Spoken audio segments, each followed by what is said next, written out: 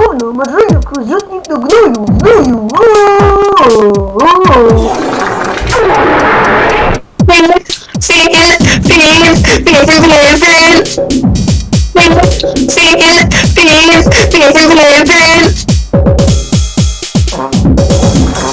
Mój tata gówno dziadek, a ty masz jak? Ja jestem Sigma Enigma, osrany kibel, osrany gramy w ligę, ale nie, teraz udaru babą.